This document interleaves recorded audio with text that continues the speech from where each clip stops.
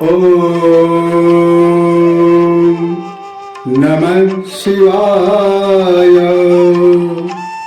मन को स्थिर करने के उपाय को बताते हुए योग दर्शन समाधि पाद सूत्र 33 में कहा गया है, मैत्री करणामुदितोपेक्षाणाम सुख दुख पुण्या अपुण्य विषयाणाम भावना तश्चेत प्रसादनम।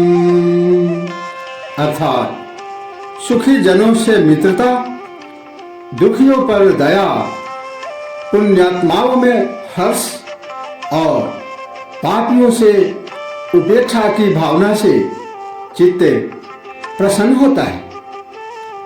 चित्त सत्व, रज तथा तम गुणों से गठित हुआ है, इसीलिए इसमें तीनों गुण विद्यमान हैं। यह सत्व गुण ही विद्या है तथा तमोगुण अविद्या। सामान्य मनुष्य में दोनों विद्यमान हैं। इन गुणों के ही कारण चित्त वृत्तियां बनती हैं, जिनकी तरंगे मनुष्य जीवन को प्रभावित करती रहती है। तमोगुण युक्त वृत्ति विपर्य कहलाती है। अनेक जन्म की भोग वृत्ति के कारण निर्मित संस्कार मनुष्य को सदा भोगों की ओर ही आकर्षित करते हैं। इसका मुख्य कारण अहंकार है। मनुष्य को सबसे बड़ा भ्रम यही है कि मैं अलग हूं, सृष्टि से भिन्न मेरा अस्तित्व है, अन्य से मेरा कोई संबंध नहीं। यह सृष्टि एक इकाई नहीं है, बल्कि अनेक इकाइयों का संगठन मात्र है। इसी अहंकार के कारण कई धर्मों ने आत्माओं को भी अनेक मान लिया। अहंकार के गिरे बिना अद्वैत की उपलब्धि नहीं हो सकती। योग साधक को चाहिए कि विद्या रूपी गुणों का विकास करे तथा अविद्या आदि दोषों को दूर करे। मित्रता, दया, हर्ष, करुणा, अहिंसा आदि विद्या है तथा राग, द्वेष, हिंसा, घृणा, निद्रा आदि अविद्या है। विद्या आदि गुणों के सेवन से चित्त प्रसन्न होकर मन निर्मल हो जाता है, जिससे वह शांत हो जाता है। किंतु अविद्या आदि दोषों से वह और कलुषित होता है, जिससे वह नित्य नई चिंताओं और दुखों से ग्रस्त रहता है। ऐसा चित्त कभी शांत नहीं हो सकता। ये अविद्या आदि दोष केवल व्यक्ति के अहंकार को तुष्ट करते हैं, किंतु उसे आत्मज्ञान से वंचित कर देते हैं। जो मनुष्य दूसरों को सुखी देखकर ईर्ष्या करता है, वह स्वयं दुखी होता है। वह दूसरों की निंदा, आलोचना करता है, तिरस्कार व घृणा करता है, हिंसा करता है। ये सब विकृत मन के लक्षण हैं, क्योंकि भीतर जो भरा है वही बाहर प्रकट होता है। ये चिन्ह है जिससे पहचाना जा सकता है कि उसके भीतर क्या भरा है। इससे उस व्यक्ति को लाभ कुछ नहीं होता, बल्कि उसका जीवन नरक बन जाता है। इन सब से केवल उसके अहंकार को तुष्टि होती है कि अन्य सब बुरे हैं, मैं अच्छा हूँ। जो अच्छा नहीं है वही अपने को अच्छा बताने के लिए ये नकारात्मक उपाय काम में लेता है। जो अच्छा है उसे अपने को अच्छा सिद्ध करने के लिए ऐसे उपायों की आवश्यकता ही नहीं होती। ये ऐसे अवगुण हैं जो दूसरों को कुछ भी अहित नहीं करते, बल्कि स्वयं का अहित अवश्य करते हैं। सबकी निंदा करके वे अपने लिए गुणों के द्वार ही बंद कर देते हैं। हमेशा निंदा, घृणा, ईर्ष्या से भरा चित्त भी वैसा ही हो जाता है, क्योंकि उसके सारे संस्कार, विचार एवं भावना से ही बनते हैं। इसीलिए पतंजलि चित्त की निर्मलता के लिए विधायक, पॉजिटिव थिंकिंग, सकारात्मक तत्वों की बात करते हैं कि सुखी जनों से मित्रता करना, दुखियों पर दया करना, पुण्यात्मा पुरुषों में प्रसन्नता की भावना करना तथा पापियों से उपेक्षा की भावना करने से चित्त प्रसन्न और निर्मल होता है। जब तक चित्त निर्मल नहीं होता तब तक वह अशांत बना ही रहेगा। ऐसे चित्त वाले को आत्मज्ञान का फल नहीं मिल सकता।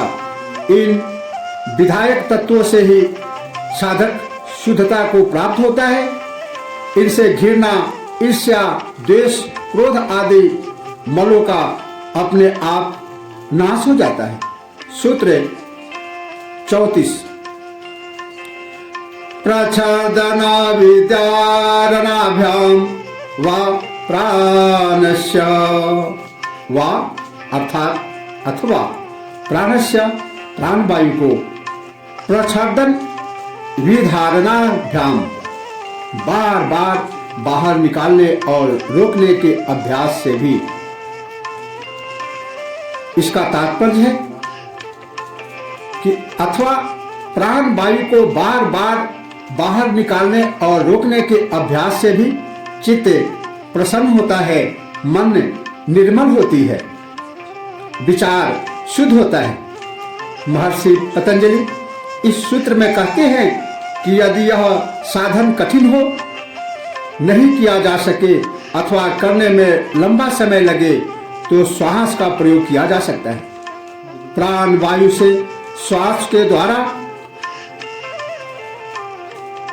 हम भीतर लेते हैं तथा उसी सांस को बाहर छोड़ते हैं।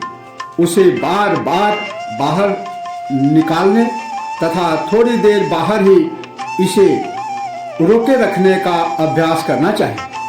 यह प्राणायाम ही एक विधि है जिससे चित्त निर्मल तथा शांत हो जाता है।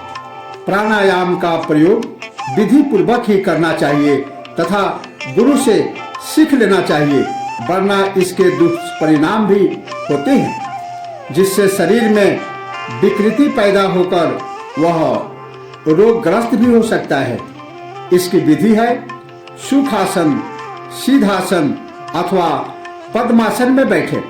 रीढ़ की हड्डी सीधी रहे, कमर सीधी रहे, गर्दन सीधी रहे, फिर श्वास गहरी भीतर खींचे तथा उसे नाभि तक ले जावे, फिर उसे जोर से बाहर फेंके, फिर उसे थोड़ी देर बाहर ही रोके। पेट को भीतर की ओर दबाओ जिससे अधिकतम वायु बाहर निकल जाए, फिर गहरी सांस खींचे व फिर छोड़े। इस क्रिया को बार बार करने से विचारों में परिवर्तन आ जाता है तथा नाड़ियों का दूषित मल बाहर निकलता है, जिससे चित्त प्रसन्न एवं निर्मल हो जाता है, मन शांत हो जाता है, क्रोध भी शांत हो जाता है।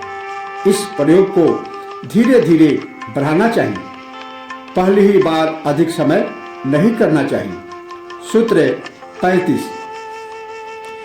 विषयवती वा प्रवृत्तिरुत्पन्ना मनस स्थिति निबंधनी। विषयवती विषय वाली, प्रवृत्ति प्रवृत्ति विचार, उत्पन्ना उत्पन्न होकर, वा भी मन की, स्थिति निबंधनी स्थिति को बांधने वाली। तात्पर्य यह है, इस सूत्र में बताया गया है अथवा विषय वाली प्रवृत्तियां गंध, रूप, रस, शब्द, स्पर्श आदि उत्पन्न होकर मन की स्थिति को बांधने वाली हो जाती है। दूषित मन कभी स्थिर नहीं रहता, जब तक चित्त में तरंगे उठती है वह कभी शांत नहीं हो सकता। शुद्ध निर्मल चित्त ही शांत होता है, जिसके उपाय पतंजलि ने ऊपर बताए। चित्त में उठी तरंगों का नाम ही मन है। मन में स्थिर एवं शांत होने का अर्थ है चित्त में तरंगे अब नहीं उठ रही है। इस स्थिति को ही समाधि अवस्था कहते हैं। मुक्ति की प्रक्रिया इसके बाद आरंभ होती है। सूत्र 35 से 40 तक मन में स्थिर होने के और भी उपाय बताए गए हैं, जो आगे के वीडियो में प्रस्तुत किया जाएगा। इस सूत्र में कहा गया है कि मन को बाहरी विषयों से हटाकर जब भीतर की ओर मोड़ दिया जाता है तो उसे दिव्य विषयों का साक्षात होना आरंभ हो जाता है। यह सब ध्यान की अवस्था में होता है। ज्यों-ज्यों मन का प्रवाह भीतर की ओर होता है, साधक को कई अतीन्द्रिय अनुभव होने आरंभ हो जाते हैं। इन दिव्य विषयों का अनुभव करने वाली वृत्ति को विषयवती प्रवृत्ति कहते हैं। इसमें साधक को कभी विभिन्न प्रकार के वाद्यों के शब्द सुनाई देते हैं, विभिन्न प्रकार की आवाजें सुनाई देती हैं, कभी किसी साधु महात्मा धुनी तथा अपने इष्ट देव के रूप में दर्शन भी होते हैं। कभी विभिन्न प्रकार के स्वाद आने लगते हैं, कभी विभिन्न प्रकार की गंध आने लगती है, कभी कभी सूर्य, चंद्रमा, सितारे, दीपमणि आदि का प्रकाश दिखाई देता है। इन सब दिव्य अनुभवों से साधक की रुचि बढ़ती है। उसका विश्वास दृढ़ हो जाता है कि उसकी साधना ठीक से चल रही है। यह एक नई दुनिया में प्रवेश है, जिसे ध्यान की दुनिया कहते हैं। इस दुनिया में प्रवेश करने के बाद जहाँ जहाँ गुरु कहें वहाँ वहाँ ध्यान को केंद्रित करने से ये चीजें जब चाहे देखी या सुनी जा सकती है। ये सब मन को स्थिर करने वाली है, जिससे आत्मचिंतन के अभ्यास में सहायता मिलती है। ये अनुभव धारणा काल के हैं। इसके बाद ध्यान और समाधि की स्थिति आती है। इसी के साथ ओम नमः शिवाय। जय श्री कृष्ण।